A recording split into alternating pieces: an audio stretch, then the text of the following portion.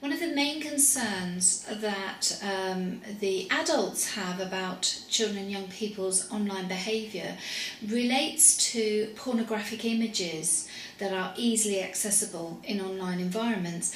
And Dr. Emma Bond from the University Campus Suffolk has done some research in this area. And Emma, can you tell us a little bit about your research and what is out there in terms of pornography that children and young people can get hold of on online environments? There's increasing concern about the nature and the ease of access of hardcore pornographic material. I think it's very important that we understand the difference when we say pornography. Yes. What we mean by that in terms of the internet, and certainly the concern is around the increasing proliferation of really quite hardcore, extreme, violent pornography that is actually very easily available online. Now, as you said, as adults we are concerned when we think back perhaps to when we were children. Pornography was associated with lads' mags on the top shelf. Yes, of course. And the content of which you probably now would see on MTV. Right. Or even actually, what was it, X Factor a few years ago, causing quite a lot of outcry about what people were wearing and what they were doing that was deemed to be pornographic. Yes. Now, the concern around children accessing the hardcore material online is that it is really easily available. Now, we send children to the internet to do their homework. Google Shakespeare, look up geography, if you want to find something out, where did you go? Google. Absolutely. Now, children are curious about sex, of course, and we'd like to think that they weren't, but they are, of course they are. When I was at school, if you went to the school library and opened the dictionary, it fell open at the word sex. Because people, it's very well done page. Now, if you type sex into Google, you get hardcore pornography. And that's a very three-letter word, very short. Yes, and very young children. Don't need to be a genius to be able to spell that. No. So, what's happening is that children are accessing pornography inadvertently or because they are curious about sex. So the average age that children are accessing pornography is actually in primary school. Yes, well, that's not actually that surprising, really. It is so easily available. Now, what's happening is, because as a society, as a culture, we don't talk to children about sex. They are naturally curious. What's happening is, when they're seeing it, they're not telling their parents, they're not telling their teachers, but they're telling all the friends. So once you've got one that's found it, everybody in the class they probably kind of would have seen it. share as well, do they? Okay. Now, what they're seeing quite often is not what I would describe as the nice educational facts of life type approach to sex.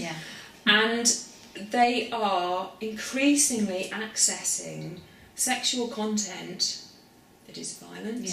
Quite often it is very anti-women, or it could be gay pornography, but also that is quite violent. And for young people exploring their own sexuality, their own sexual identity as they're growing up, they're seeing some of this material and assuming that this is normal, this is what is expected. And a relationship, there's no kind of guide on relationship or safe sex or anything like that. It's kind of it's strange. As you say, hardcore stuff. And so some of the sexual activities are which perhaps one wouldn't start out exploring is some that they're accessing straight away. And because we don't talk to children about it, they're not being able to problematise some of the material that they're seeing.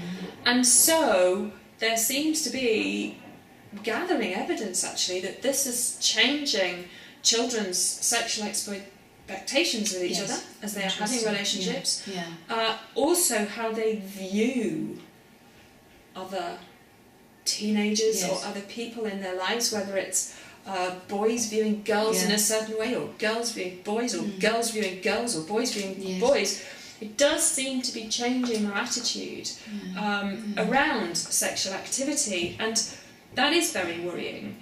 What is also worrying, as you said, safe sex. Yeah. You know, I spoke a little while ago, in fact you and I both did, to school nurses yes, around this, yeah. and they were saying that actually, you know, they're seeing real changes in sexually transmitted diseases to do with young people watching pornographic material and not using condoms, because the use of condoms is not promoted in porn films. Yeah. So there is a lot of concern around this, but I think what is important is that we do differentiate between pornography as in nudity or sexual activity and the more violent, more extreme, hardcore pornography that is increasingly easily available online. And I think we need to talk to children about it. We need to have these conversations with them. Because it must be quite worrying if you have a little, you know, investigate, and it's not very serious, and then suddenly on your screen comes these sort of violent images, and that's actually quite scary, isn't it? And then I think that maybe children might not tell their parents because they're afraid that they've been They're going to get into trouble. Yeah, they're going to get they're going to get in trouble because they've been on websites that they really shouldn't be on anyway. So you've got that sort of conundrum, haven't you? It's a very difficult thing for a young child to confess. Actually, Mum, you know, I've been to see this, or I've seen this online.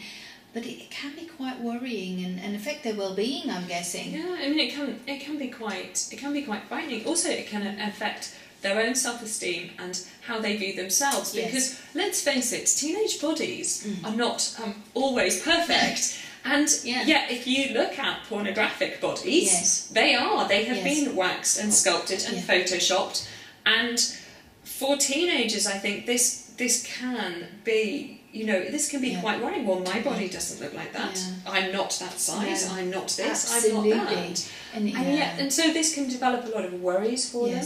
Also, the expectation of some of the sexual acts.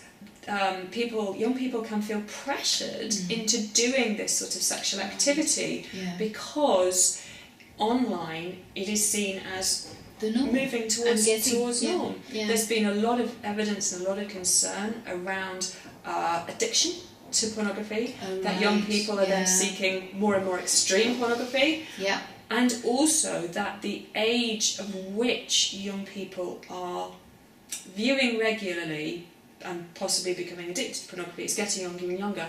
But it is girls as well as boys. This is not just a stereotypical male-dominated, phenomenon. But we do need again to talk to children about developing these ideas around media literacy. Being quite critical about what they're seeing, being able to say, well, actually. But unless we have the conversations with young people, they're going to keep on discovering and exploring, and maybe having a bit of a distorted view of maybe what relationships is, what sexual relationships are, and etc. So I think if we were to say one thing actually from the whole pornography online thing is actually talk to your children. Yes, very much so. And parents have quite often tried to keep their children safe by putting filters on, for example. But children do not access the internet from one fixed PC in the living room anymore. You might have a filter on at home, they will go to their friends' houses, they will access it through an iPad or a mobile device, and to have a filter can sometimes lead parents, I think, into a false sense of security. So it is really important we have these conversations. Also, and I think it's quite well known, my views on this, that I think pornography needs to be part of PSHE in schools. We do need to have these conversations. Parents do, schools do, and we need to encourage young people to develop a responsible attitude around this sort of sexual content. Absolutely. And I think it's something that particularly in the culture in the UK we kind of don't talk about things like that. Let's not talk about sex. But we'll let them do it online. Or we'll shove that to the teachers. We'll let the teachers cover that in sex education, PSHE, etc., etc. But actually, unless we look at it and really think about the growing sort of concerns and worries that we have about our children and young people, we can't brush it under the carpet anymore, can we? We must face that head on. So with this video, there are links to organisations that can give you a lot more information about pornography, and so hopefully with Dr. Emma Bond's views on this and her discussions and our debate about this, I think, you know, it gives you a pretty good idea of what is out there and what some children and young people are accessing at the moment, and basically go and talk to the children, I think, and you know, start thinking about how we can support our children to realise what's happening in online environments, and you know, let them make their own minds up about, you know, once they've been given the education, let them make their own minds up about, you know, what's safe to practice and what's not. I think for parents, I think it is a very difficult subject to talk about. Nobody wants to have this conversation and then inadvertently send their child to the internet looking for it. Yes, of course. Yeah. But I think just talking to your children generally about, if you see something online that